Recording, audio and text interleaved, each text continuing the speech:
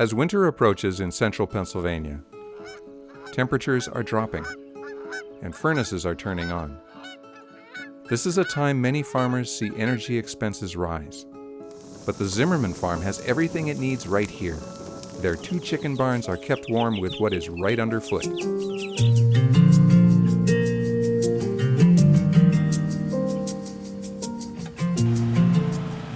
The farm is a 60-acre farm, and we have a litter burner process here to burn our chicken litter. We heat our buildings. That's 7 years now, and that was quite an interesting ride already. Typically, used chicken litter is spread on surrounding fields as a fertilizer. Our chicken litter wasn't worth a whole lot, and I don't have enough acres to use all my chicken litter. Looked at another operation that was burning chicken litter and kind of decided I want to take a chance at it. So now he is producing heat for his 2 poultry barns with a biomass heating system, fueled with poultry litter from those same barns. The system I have is hot water.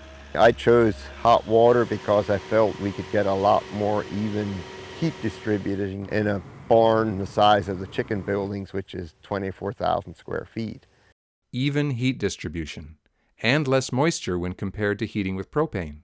In the winter, when you need a lot of heat, your propane puts moisture in your chicken house, where this type of setup doesn't. Your chicken house is a lot drier.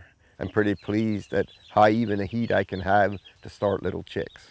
Mr. Zimmerman was exclusively using wood shavings for bedding, but he soon found out he could easily grow most of his own bedding. It was a little struggle finding shavings. And then I had someone say, well, why don't you put some of this miscanthus grass out? And he had connections to get some, so I put 2 acres out. The miscanthus grass, the hardest thing was planting all the rhizomes by hand. So right now I have 8 acres of miscanthus grass, which is something that comes back by itself every year. You don't have to fertilize it, you don't have to spray it for weeds. The chopping part, we have our own forage harvester, our own wagons that we use to do our corn silage. It don't take long to fire that thing up and chop a bunch of wagon loads one afternoon to put in your 2 chicken barns the next morning. The miscanthus can then be top-dressed with wood shavings. 75 to 80% probably I'm growing my own crop, and then the rest of the shavings I try to buy in the summer when there's more of them available.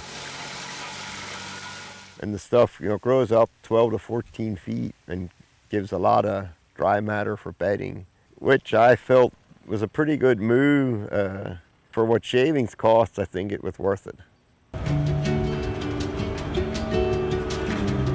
Every 6 weeks between flocks, he cleans out the barns completely and replaces the bedding. The chicken litter is then stored till needed.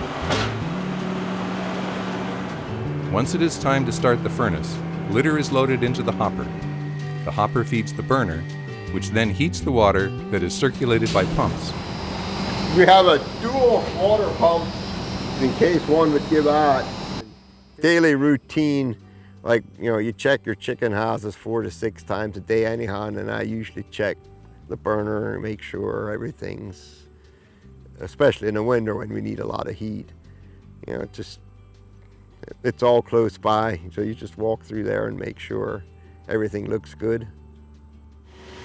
And then the hardest maintenance part on it would be cleaning the tubes, which in the winter I like to do once a week. Clean them tubes out so we get more heat out of the stuff. And this rod is exactly the length of the holes are.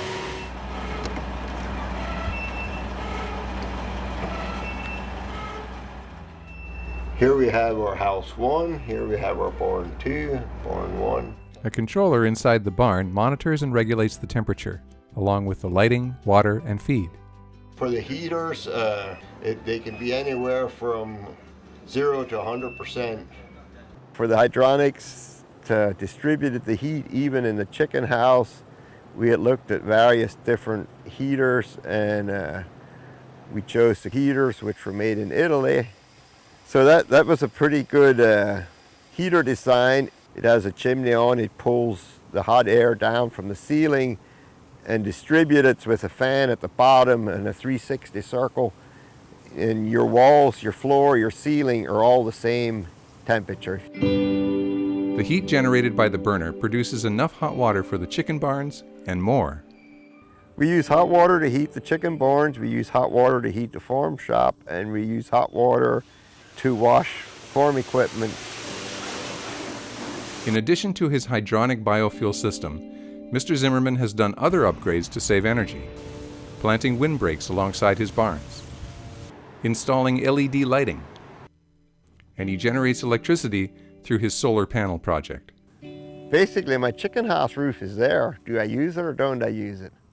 I was pretty well pleased with that whole project. No electric bill, and I can sell credits, and I'm utilizing something that I had to get some more dollars out of it. Another thing he has is furnace ash. The ash retains the minerals that make poultry litter a good fertilizer, with the added benefit that it is much more portable. Researchers at Virginia Tech have devised a way to granularize the ash to help market the product to farmers in watersheds where more of these nutrients are still needed. A burner like I have, it'll burn approximately a ton of chicken manure down to maybe 250, 300 pounds of ash. So it'd be a lot more movable to get the phosphorus out of the Bay Area that way. Looking at the whole Chesapeake Bay thing, my thoughts were as trying to be a good steward, not just for my farm, but for the Chesapeake, because there's a lot of people that make a livelihood out of the Chesapeake in fishing or oysters or whatever, just like I'm trying to do in the farm.